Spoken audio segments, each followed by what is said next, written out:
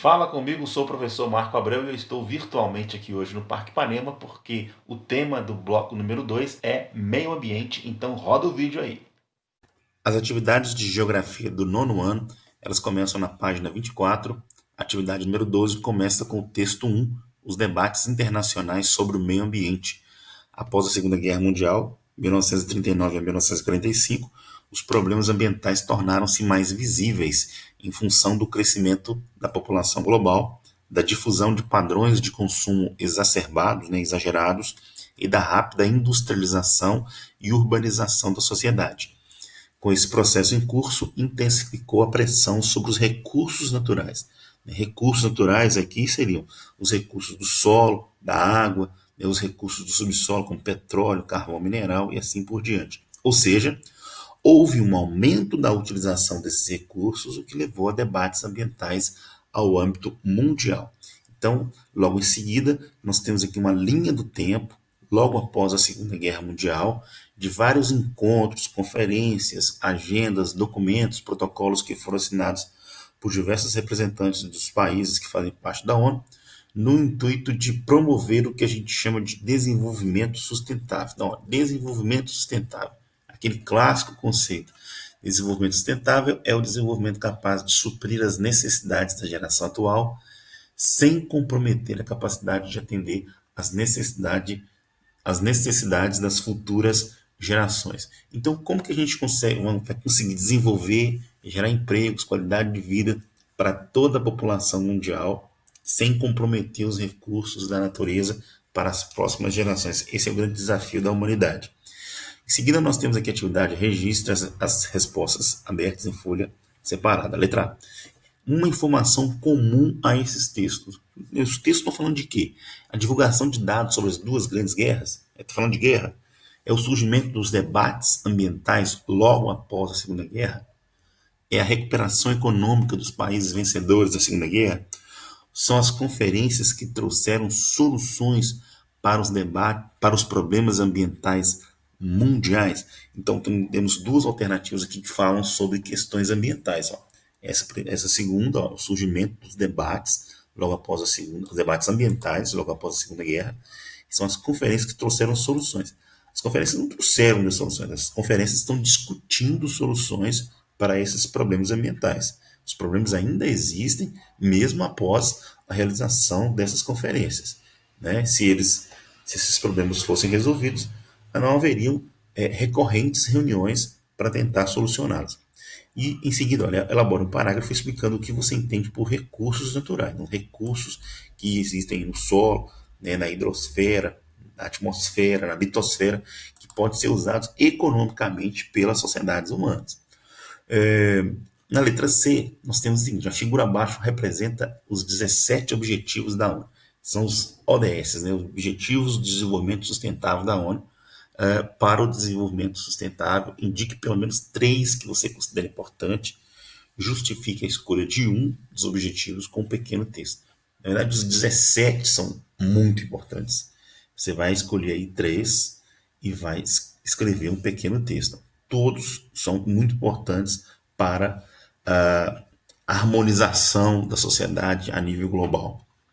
Depois, na letra D, nós temos o seguinte: volte ao texto 1 e copie a expressão que pode ser associada à charge abaixo. Aqui a gente tem, olha, 3 pessoas, provavelmente de origem oriental, dizendo iPhone, iPod, iPad. São produtos aí da Apple, né, uma grande marca de tecnologia. Todos esses aparelhos que têm a letra I no início. É uma abreviação de interactive, interativo, iPhone, telefone interativo. E aí, um senhor aqui sentado com uma feição de irritado, dizendo I paid, que é eu paguei em inglês. Então, o que está sendo representado nesta charge? Aqui no texto 1, olha, o que a gente está querendo representar com essa charge? Consumo exacerbado.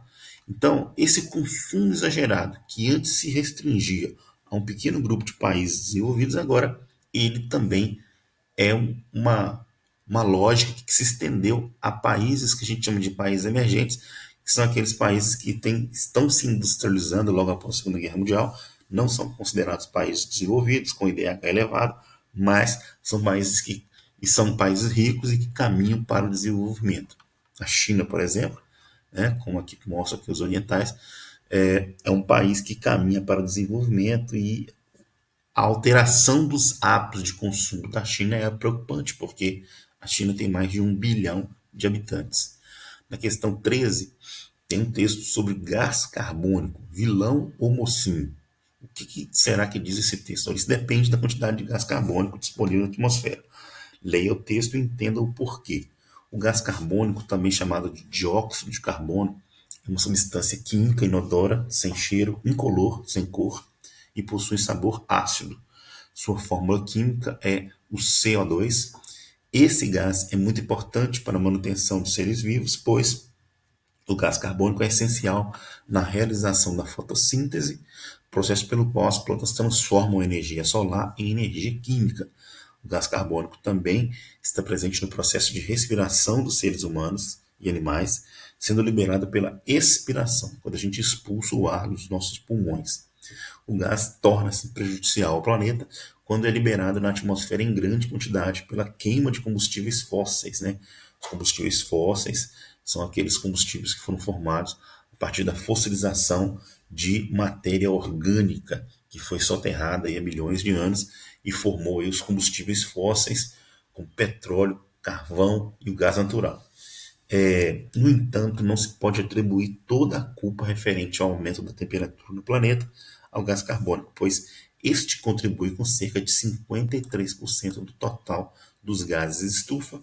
Outros gases produzidos pelas atividades humanas também contribuem para o efeito estufa, como o metano, 17%, os clorofluorcarbonetos, os CFCs, 12%, o óxido nitroso, 6%, entre outros. Então, não é só o gás carbônico. E também uma outra informação importante que é necessário ter gás carbônico na atmosfera, porque se não existisse, não existiria vida, porque ele é responsável por reter o calor na atmosfera terrestre e aí manter as temperaturas equilibradas. O problema é o excesso de gás carbônico que provoca aí o efeito estufa a níveis globais. Agora, analise o mapa e os dados apresentados. A gente tem aqui um mapa que mostra, um mapa temático, né? Cujo título é Maiores emissores de gases de efeito estufa em 2017.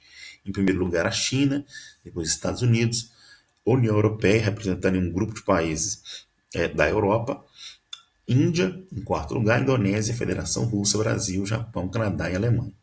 Esses são os 10 países que mais poluem, que mais emitem gases de efeito estufa no ano de 2017. E os círculos, eles estão representados aqui sobre os locais, né, sobre os países e sobre a região aqui da União Europeia, da Europa, e eles são proporcionais à quantidade de gases emitidos na atmosfera.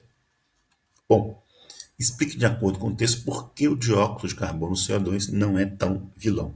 Ele não é tão vilão porque ele é responsável por manter a temperatura né, em níveis que propiciam, né, a vida na Terra. Além disso, ele é essencial na realização da fotossíntese, na respiração dos animais, dos seres humanos. Então, o gás carbônico ele não é tão vilão assim, até porque existem outros gases que provocam o efeito estufa. Letra B. Ainda de acordo com o texto, o gás torna-se prejudicial ao planeta quando é liberado na atmosfera em grande quantidade pela queima dos combustíveis fósseis. Então, o termo grifado faz referência ao o que são os combustíveis fósseis. A principal matéria-prima usada na produção de energia nuclear, energia nuclear tem a ver com combustíveis fósseis, né? Ou seria a energia nuclear produzida a partir da fissão do átomo de um mineral chamado urânio, ou se refere aos recursos naturais renováveis, que a natureza pode renovar, que são abundantes na natureza, ou a principal fonte de energia não renovável, que não se pode renovar, usada pelas potências industriais, ou a uma fonte inesgotável de energia explorada nas grandes bacias sedimentares. Então, a informação aqui é uma fonte inesgotável? Não. Mas está localizado nas bacias sedimentares? Sim. Então está parcialmente correto. Letra C. Cite os países que são os maiores emissores de gases de efeito estufa e seus respectivos continentes. Então, você volta no mapa e vai ver que China na Ásia, Estados Unidos na América do Norte, a União Europeia, Europa, Índia, Indonésia, no sul da Ásia, Federação Russa, uma parte na Europa e uma parte na Ásia, a maior parte no continente asiático, Brasil na América do Sul, Japão no extremo da Ásia, o Canadá na América do Norte e a Alemanha na Europa. E, continuando aqui, a gente tem a letra D. Ó, observe o fragmento da reportagem.